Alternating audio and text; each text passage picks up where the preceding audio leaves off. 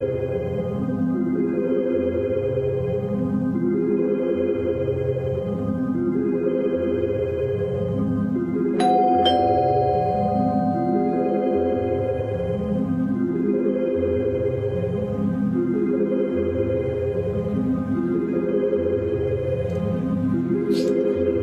चौहान।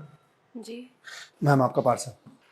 भैया नहीं चाहिए प्लीज। मैम अगर आपको नहीं चाहिए तो आपने जहाँ से ऑर्डर किया है वहाँ से आप रिटर्न रिक्वेस्ट डाल दीजिए, वापस हो जाएगा, पर यहाँ तो आपको लेना पड़ेगा। ठीक है दीजिए। मैम हाँ एक गिलास पानी मिलेगा? भैया आप कहीं और पी लो पानी प्लीज। मैम बहुत ज़ोरों की प्यास लगी है। ठीक है लाती हूँ।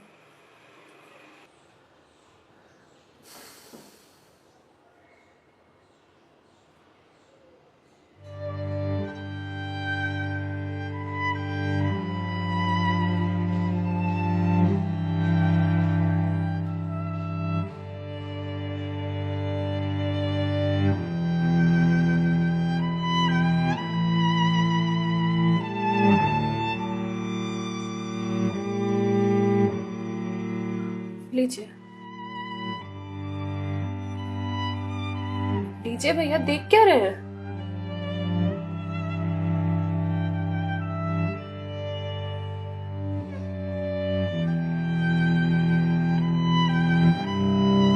मैम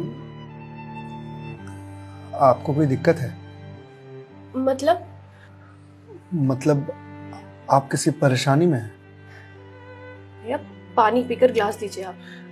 मैम छोटा मुंह बड़ी बात कह रहा हूँ, पर अगर आप किसी परेशानी में हैं तो आप मुझे बता सकती हैं। भैया आप पानी पीजिए, ज्यादा समाज से भी मत बनिए। मैम दुख बांटने से कम होता है।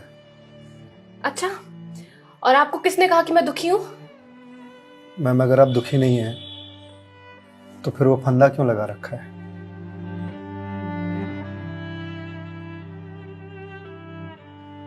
मैम मैंने सुना है खुशियां बांटने से बढ़ती हैं और दुख बांटने से कम होता है। मैम बड़े से बड़ा दुख कम हो जाता है अगर आपके पास कोई सुनने वाला हो।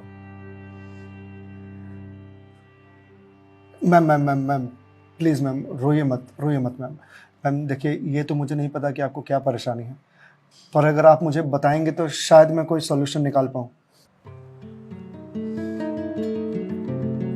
नहीं, कोई मेरे लिए कुछ नहीं कर सकता। मेरे पास अब मरने के अलावा कोई ऑप्शन नहीं है। मैम ऑप्शन तो ढूंढने से मिलता है ना। आप एक बार मुझे बताइए ना, शायद मैं कोई जीने का ऑप्शन ढूंढ पाऊँ आपके लिए। क्यों बताऊं तुम्हें? क्या कर लोगे तुम? मैंने बोला ना, मेरी हेल्प कोई नहीं कर सकता है। मैम आप अगर मुझे नहीं बताएंगे तो मैं वैसे भी कुछ नहीं कर पाऊंगा, पर अगर आप मुझे बताएंगे तो शायद मैं कोई हल निकाल पाऊं। और अगर कोई हल नहीं निकला तो आप तो वैसे भी सुसाइड करने जा रही थी, तो जाने से पहले अपना दुख मुझे बताते जाइए प्लीज।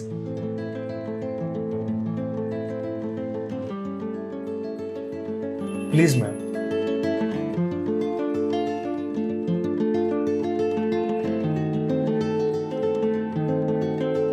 मैं ईएमआईस के चक्कर में फंस चुकी हूँ। मतलब मैं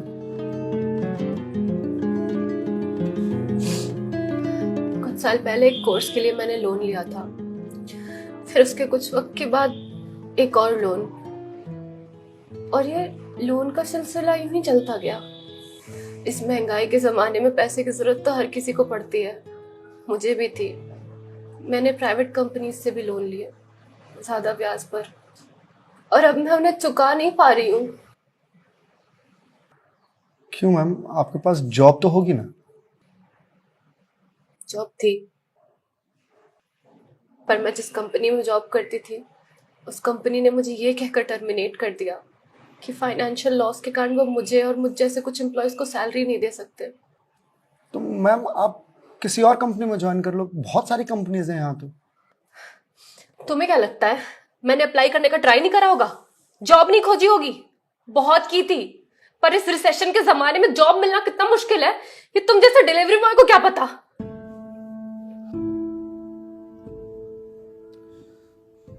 आई एम सॉरी मैम, शायद आप सही कह रही हैं, मुझे इस बारे में कोई जानकारी नहीं है। जॉब जाने के बाद मेरे से चीजें हैंडल नहीं हो रही हैं। बैंक से रोज कॉल्स आते ईएमआईज भरने के लिए, और प्राइवेट कंपनी वाले फोन कर कर के धमकियां दे रहे हैं। मैं इस लोन के जंजाल में फंसती चली जा रही हूँ, और अब मेरे पास सुसाइड के अलावा कोई और ऑप्शन नहीं है। मैम ऑप्शन क्यों नहीं है?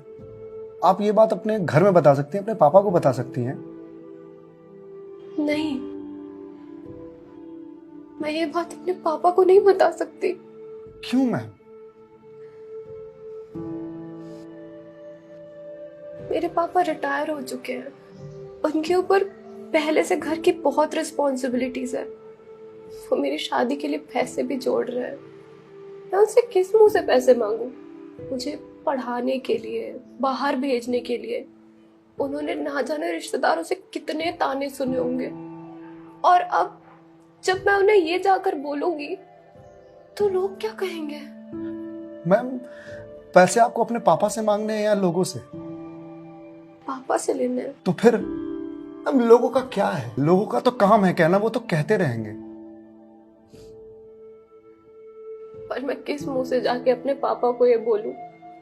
किस मुंह से मांगू पैसे उनसे?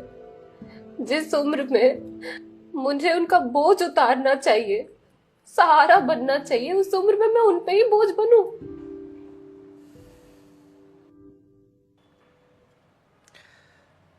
मैम एक बात बताएंगे, बचपन में आपकी सबसे फेवरेट चीज क्या थी? बचपन में मुझे साइकिल का बहुत शौक था। तो मैम आपको साइकिल किस एज में मिली थी? यही कोई 8 साल की होंगी मैं। तो साइकिल तुरंत मिल गई थी आपको? नहीं, पापा तो मान ही नहीं रहे थे। बोल रहे थे गिर जाएगी, चोट लगा लेगी। तो फिर कैसे साइकिल मिली? बहुत जिद की थी मैंने, बहुत। खाना पीना सब छोड़ दिया था। तो मैम साइकिल के लिए जो जिद किया आपने, तो शर्म आई होगी आपको? तो मुझे मुझे क्यों शर्म आएगी? पापा है वो मेरे, उनसे जिद नहीं करूंगी तो किससे जिद करूंगी? तो मैम जब बचपन में साइकिल के लिए जिद करने में शर्म नहीं आई, तो अब क्यों आ रही है? मैम अभी आपने कहा कि आपके पापा आपकी शादी के लिए पैसे जोड़ रहे हैं, और आप तो यहाँ सुसाइड कर रही हो, तो वो उन पैसों का क्या करेंगे? या उन्हें ये जानकर बहुत खुशी होगी कि उनकी बेटी ने शादी का बोझ हल्का कर दिया उनके सिर पर से। मैम आपको मालूम है, हमारे जनरेशन की दिक्कत यही है कि हम अपने आप को इतना बड़ा समझ लेते हैं कि हम अपने पेरेंट्स से ही अपनी बात छुपाने लगते हैं। कभी ये कहकर कि पापा मम्मी नहीं समझेंगे, या कभी ये कहकर कि मैं उन्हें परेशान नहीं करना चाहती, या कभी ये कहकर कि हम दोनों की सोच नहीं मिलती है। एक बार आप अपनी दिक्कत अगर अपने पेरेंट्स से शेयर कीजिएगा ना, तो आपको जीवन में फिर कभी सुसाइड करने की जरूरत नहीं पड़ेगी, या मेरे जैसे किसी अनजान से अपनी बात शेयर करने की जरूरत नहीं पड़ेगी। प्लीज मैम एक बार शेयर करके देखिए। उनसे बेहतर दोस्त इस दुनिया में कोई नहीं हो सकता। प्लीज मैम एक बार ट्राई कीजिए, प्लीज मैम।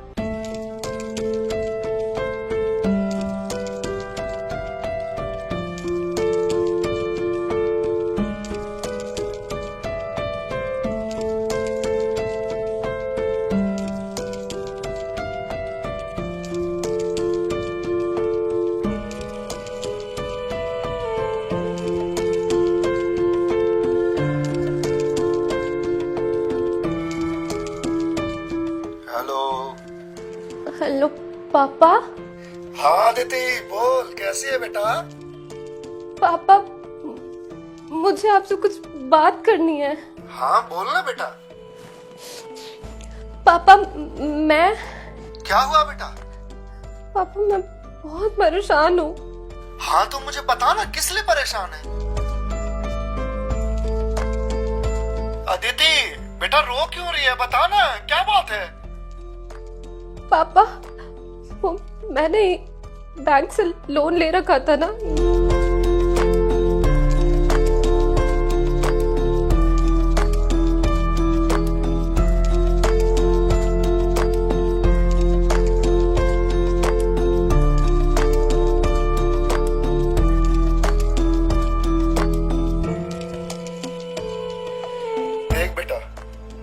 किया सो हो गया, तू चिंता मत कर, मैं हूं ना, अभी तेरा बाप जिंदा है, मैं काम करता हूँ, मैं कल ही तेरे पास आता हूँ, तू बिल्कुल भी चिंता मत कर। हाँ पापा, आप प्लीज आ जाइए। देखा मैं, आपके पापा आपके एक फोन पर यहाँ आने को तैयार हो गए और आप इतने दिनों से अकेले सफर कर रहे थे। मैम, मम्मी पापा से बढ़िया दोस्त कोई हो ही नहीं सकता। आप एक बार उन्हें दोस्त बना करके तो देखिए। आप सही कह रहे हैं भैया, मम्मी पापा से अच्छा दोस्त कोई नहीं हो सकता है। Thank you. It's okay ma'am, ये लीजिए क्लास। वंस अगेन भैया, thank you so much. It's okay ma'am, bye. Ma'am ji मेरे पास आपके लिए कुछ है, यहीं रुकिएगा, मैं थोड़ी देर में आता हूँ।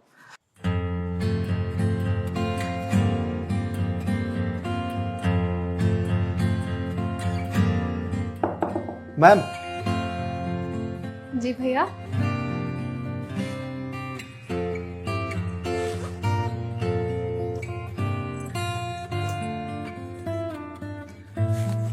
मैम ये आपके लिए। भगवत गीता? जी मैम। मैम 2020 का साल मेरे लिए बहुत बुरा था। कोरोना में मेरी जॉब चली गई।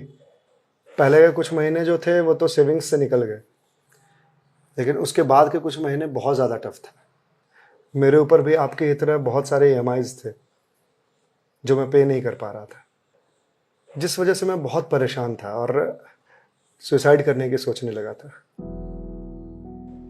और एक दिन तो सुसाइड करने निकल भी गया था, लेकिन पापा ने मुझे पकड़ लिया। पहले तो बहुत डांटा,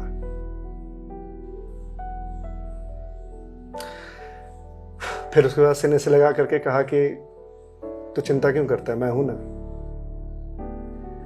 उन्होंने ही मेरे सारे बिल्स पे किए और उसके बाद ये भगवत गीता दिया मुझे और बोला बेटा जीवन में जब भी कोई परेशानी आए, किसी चीज का हल ना मिले तो ये पढ़ लेना, इसमें जीवन की सारी परेशानियों का हल तुझे मिल जाएगा।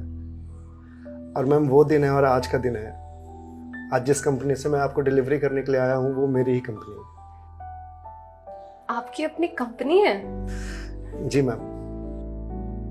कोरोना के बाद मैंने अपना स्टार्टअप शुरू कर दिया था जॉब जाने के बाद, क्योंकि जॉब मिल ही नहीं रही थी। तो अगर आपकी कंपनी है तो फिर ये डिलीवरीज आप क्यों कर रहे हैं? मैम मुझे अच्छा लगता है अपना काम खुद करना, और शुरुआत तो मैंने अकेले से ही किया था ना।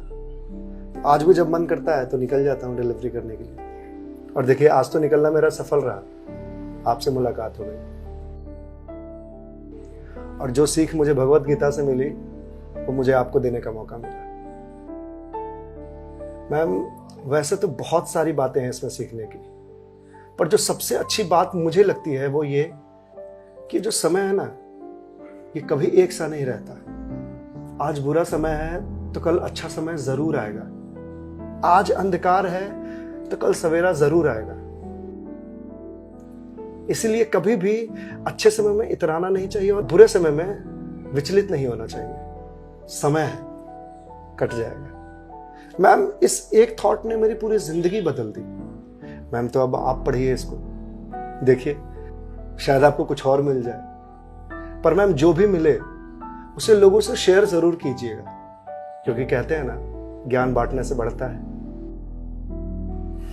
Thank you.